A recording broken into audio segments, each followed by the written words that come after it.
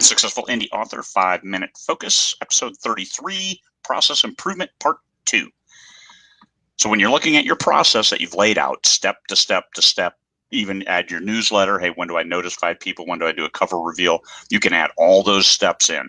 Where are your redundancies? Where do you have two different ways to accomplish the same thing? This is important because it keeps you moving forward.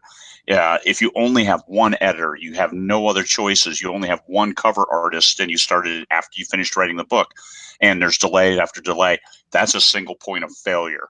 They control your destiny. You want to control your destiny, so control it. Have redundancies, have backups, especially if with the first book, you're going to find out where all these processes are. And then you need to start building in those redundancies for later process. It's something that's repeated, right?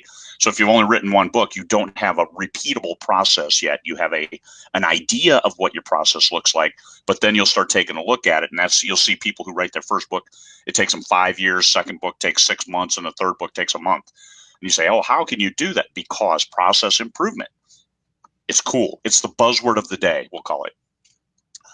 When your process is laid out before you, what can you change for the better? It took me 5 years to write that book. I kept revising and revising and revising. I never got past halfway done until something clicked. How can you stop that? How can you start a book and write it to the finish? Do you have to write an outline? Do you have to write a short summary? What do you need to do? Figure out what you need to do to shorten that process. So 5 years becomes 1 year. And if you look at the total time that you spent working on this book, maybe it is only 80 hours, but it's just so scattered and spread that that it's not getting that. And that's where make it a habit. I need to write every Saturday morning from 5 to 7. And that's it, once a week. And if you're doing that and you're getting those words because you've thought about it in your breaks, you've thought about it during the week, you might be able to get 2,000, 3,000 words a week. 52 weeks, that's 150,000 words. That's a pretty healthy book. Or it might be 2 books, and that's cool. But it's a habit. Make your process improvement a habit. This is your business. I'm not talking about hobby writing where you're just jamming some words and you're trying to create that perfect flow and that perfect dialogue. It's about creating a product that you're going to sell. You need to write well. And I'm not poo-pooing that. Do the best you can. Write the best book you can. Because if you want long-term sales, you need to have good stories. So write the best book you can. But sometimes you're not a great judge of how good your book really is. And this is where having beta readers and having proofreaders and sharing and doing MVP, the most viable, minimum viable product, maybe even get other authors check in and saying, hey, this is good. It draws me in. It makes me want to know more. Here's what I see as the main plot lines. And you move forward. So what do you personally have to do on your process? And that's generally it's publish. You have to upload it. You have to publish it. You have to run your Amazon ads generally until you hire other people, and then they can dive in and use your account to run your ads. You may have to write the book. You may not have to write the book. You may co-author. So you're writing part of the book, and it's a learning process.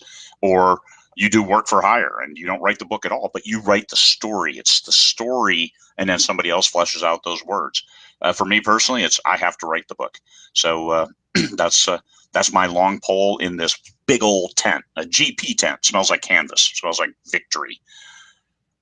So what can you farm out? Maybe that's that newsletter notification. Maybe it's the cover reveal. Maybe the certain engagements on social media. You have your executive assistant or your PA, personal assistant, taking care of those kinds of things, starting to build a newsletter following and notifying those folks, hey, write the draft and we'll get it set up and launch it and let people know book's coming. Do the pre-order on Amazon, all of that. What can you do? Put it into your process. When does it need to happen? Don't make it a painful part of the process. All these steps, they're easy if you do them one little bite at a time. Revamp, repeat, and that's an endless cycle. Every new book, you're going back through your process. You're saying, where can I streamline? Where can I do it better? Where do I can do something and then not have to redo it? And this is the importance of getting a good cover right up front. Sometimes you do have to change covers. Other times you don't really need to. Maybe it's the blurb that you have to change. When do you write the blurb? When do you go forth and test that blurb with your readers? Hey, what do you think of this? Is this book exciting for you? It may sound hokey, but no kidding. It helps to test stuff, to sample stuff before you go live and throw it out there to the broader audience, and then start advertising it where strangers, really strange strangers, are looking at your book. They're reading that blurb and saying, what the hell is this? When it's your fans, they have a different look, but at least they'll give you some feedback. Hey, I like it. Oh man, that's going to be great. Great. Let's go forth with it and go forward with it and make some sales. All right. Make process improvement a habit and you'll be better for it. Your books will be better. Your business will be better. All of it just so much better. It'll be better. You might even grow new hair. You never know. Process improvement. All right, everybody. Thank you. 5 Minute Focus.